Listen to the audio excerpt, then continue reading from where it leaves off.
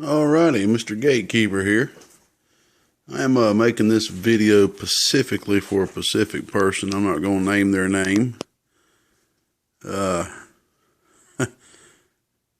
Just don't want them to be embarrassed if they don't want their name all over YouTube. But there's nothing to be embarrassed about.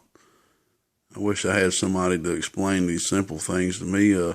And also, you might know exactly everything I'm about to show you. I don't know what you know and what you do know. I do want to welcome you into the hobby of building linear amplifiers, and it's fun. It's a love of mine.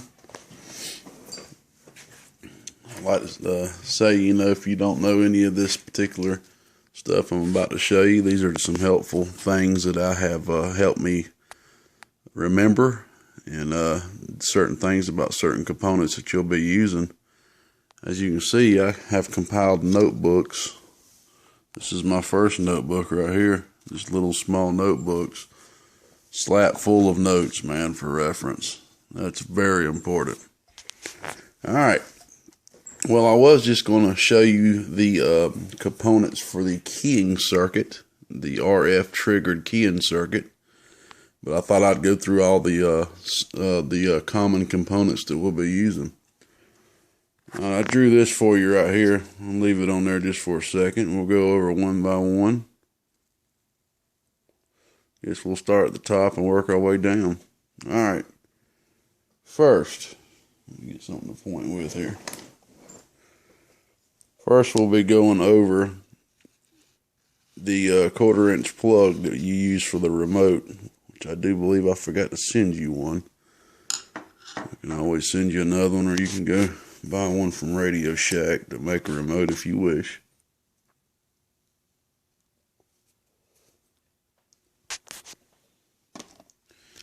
Alrighty, here's the 1/4 inch plug. At the very tip is called the tip. In between that's called the ring, and this is a ground. These black things are actual insulators, insulating the metal from each other. When utilizing this for what we use it for, the tip is where the power is touching at all times. So the tip is where your power will be on from the hot bus. So basically, power will be touching the tip at all times. This is where you want your power to flow to, which will there send power to your relay. So let's say if you have this plugged in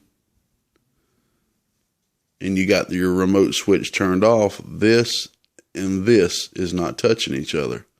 When you flip the switch on, this and this is then touching each other. So I'm just going to speed through this. You can come back and play, rewind if you have to. So when you turn that switch on the remote, all it's doing is connecting this part of this plug to this part.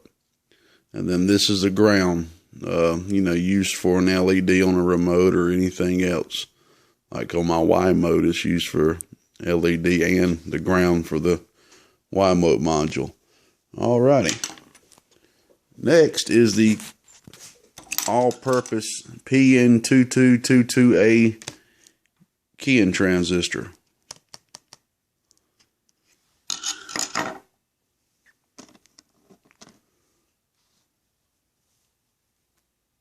There she is right there. I apologize for this for focusing. The flat side is the front. The way it is on these, whether they be NPN or PNP, the middle is usually always the base. The middle is usually always the base. And as you can see on here, with the front facing, the left is the emitter, middle is base, the right is the collector. Alright, on to the LED. This actually took me a while to learn. To memorize, the LED. There are 3 ways to be able to tell what is positive and negative on LED. One is which lead is longer. That's like the common. Whichever lead is longer usually is 98% of the time is the positive. Whichever lead is shorter is the negative. Another way to tell is on the LED there's a flat spot. Whichever side that flat spot is always the negative. And another way, which is I would say my most common way most of the time of looking, is when you look inside the LED, the positive is the smaller piece of metal. That lead is the positive. When I say smaller, I'm talking about inside the LED, how this right here is smaller than this. That is the positive. That is the negative. Let me hold this up in the light so you can see exactly what I'm talking about. As you see, the longest lead is on the left right now. So let's hold it up in the light right here, see if we can't focus that in.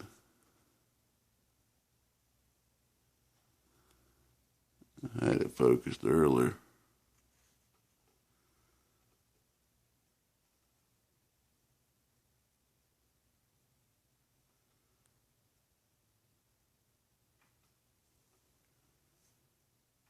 Well, it don't look like it's going to focus now.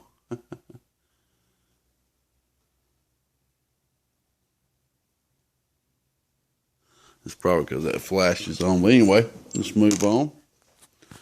Next is your diodes.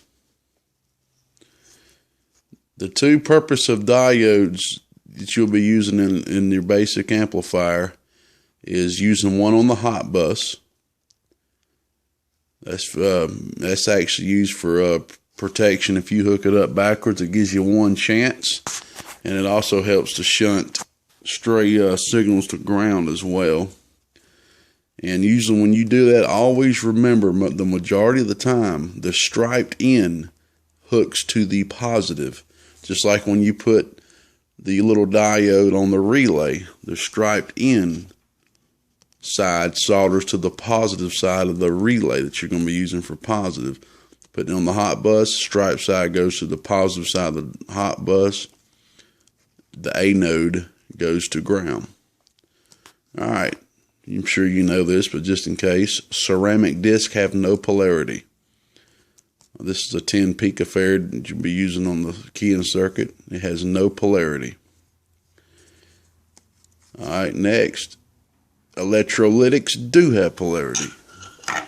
Very easy way of telling which side is negative or positive for an electrolytic. There's two ways. One, which is the most common, is look which side has a stripe going down, usually indicated by a negative.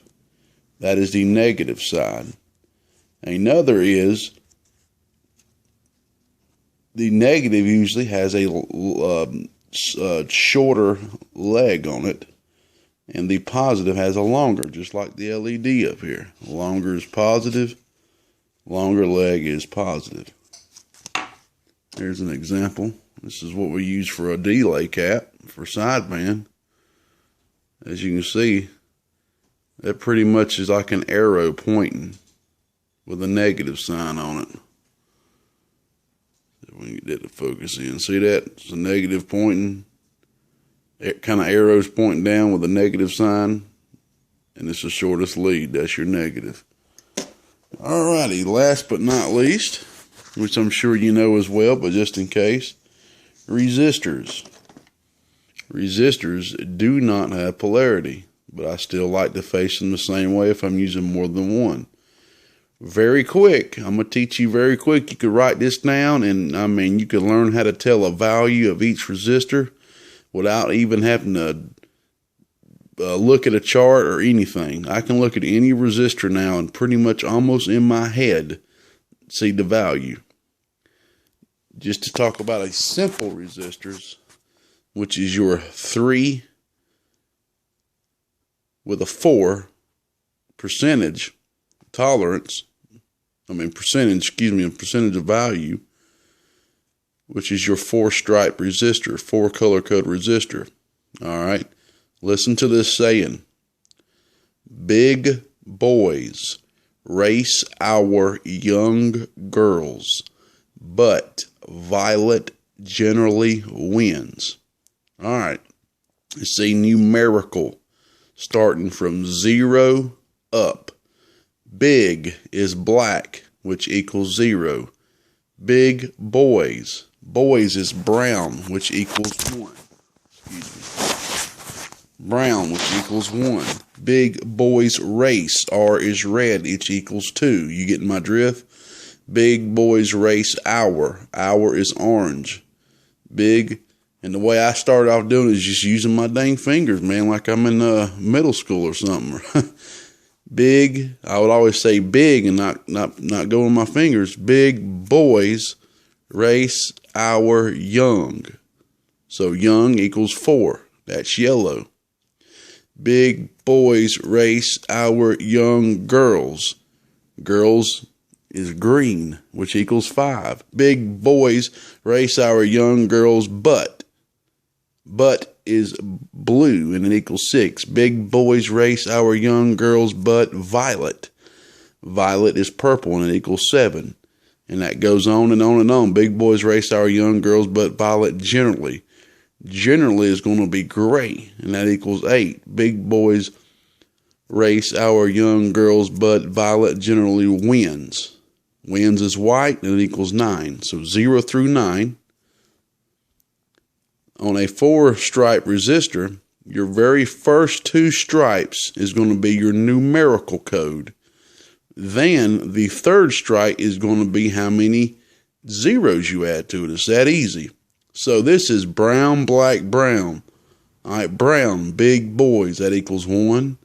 Black, that equals 0. Big is black, that equals 0. All right, so we got a 1, 0. That's our numerical value. Now we need to see how many zeros we need to add to that. So the 3rd stripe is brown. Big boys, that equals 1. So you add 1, 0. 1, 0, 0. 100 ohm, and gold means 5%. 100 ohm and 5%. Let's do another one really quick. Now this is one that can be tricky. And this is why I'm going to show this to you.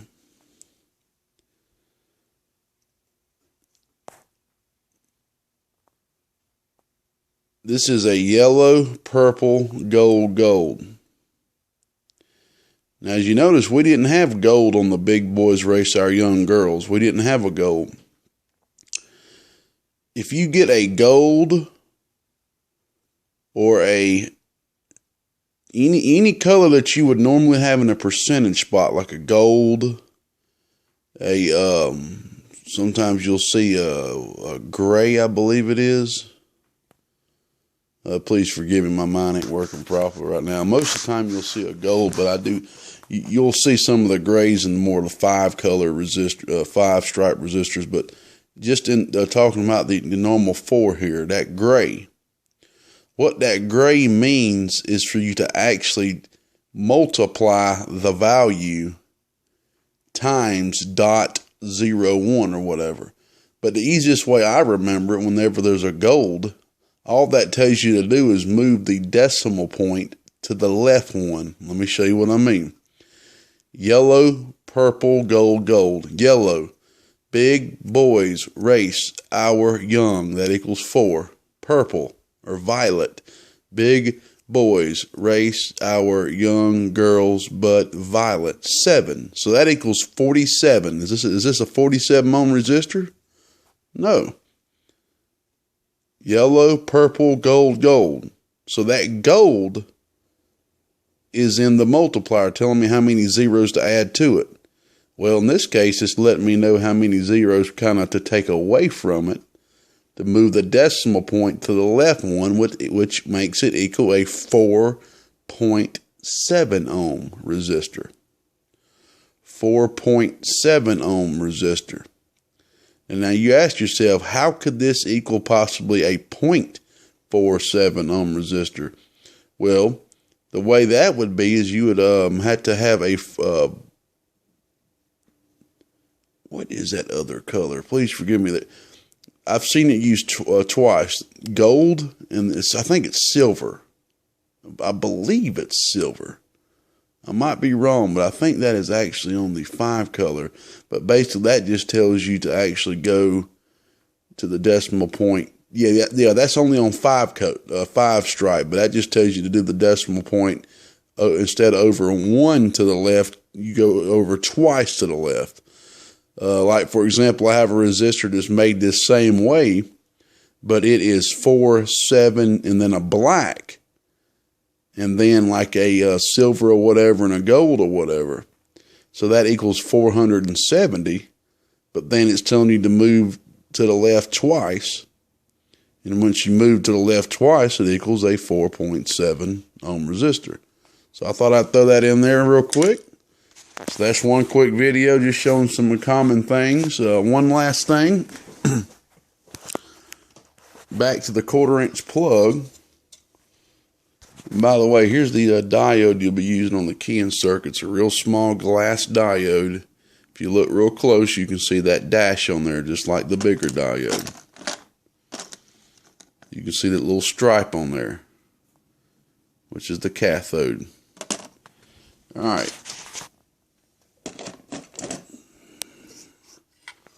The female part of the remote.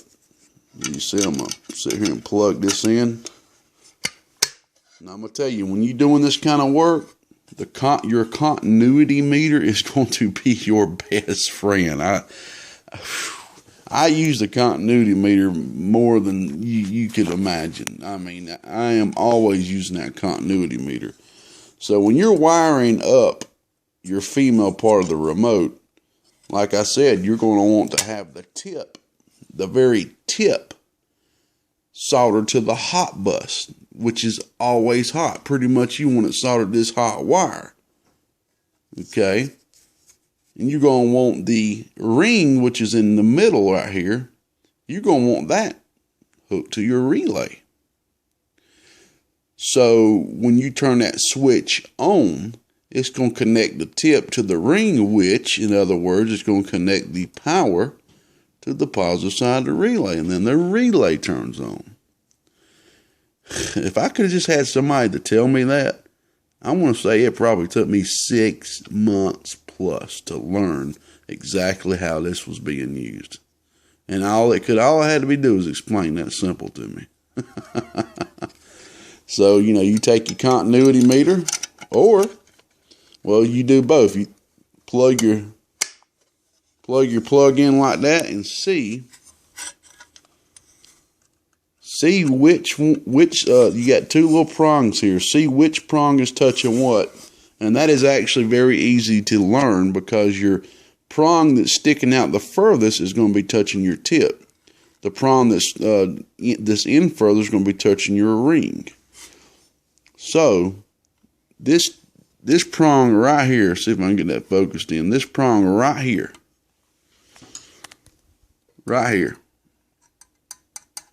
that is touching my tip. All right, let's pull that back out. Turn the continuity meter on.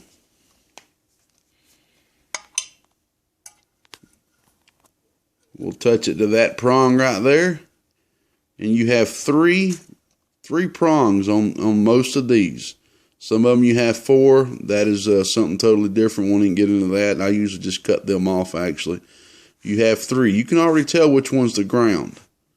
This right here is the ground. This one's the ground, because you can tell it's connected to the ring inside right there. All right. I got that touching the longest part that was touching the tip. Now I will try each lead. Okay, it ain't that one. So it's that one. So that right there, that would be the side that solders to the hot bus. You ain't got to. You already know which one's the ring, but just to show you now, I'll connect this right here. Then I'll touch the other one. There we go. That's the side that's going to connect to the relay. Sorry about the focusing. I got the light on. So there you go. There's a couple of basic stuff, and we'll come back and show you how to build a keying circuit. And after that, we'll show you how to build a preamp. I'm sure a lot of people like to get some use out of that. Like I said, this is for a specific person, but I'm going to go ahead and leave this. I was going to make a private video, but I'm going to go ahead and leave this particular video open because I'm sure there might be some other people out there that don't know anything about nothing like it before I started and might get some use out of this. If not, just, go on to another video. I know I sure wouldn't want to watch a video like this, but some people do. So y'all have a good one. Gatekeeper said it. God bless. You got any questions, holler at me at THREEMAN, P as in purple, RO, 3manpro@gmail.com. I don't usually sell kits like this to my buddy, but I did for him. I had a little feeling about him, man, good feeling about him. Kind of reminded me of me when I first started. If I have a good feeling about that with somebody, man, I might, throw together a little kit for my personal parts. Y'all have a good one. Gatekeeper said it. We good and go.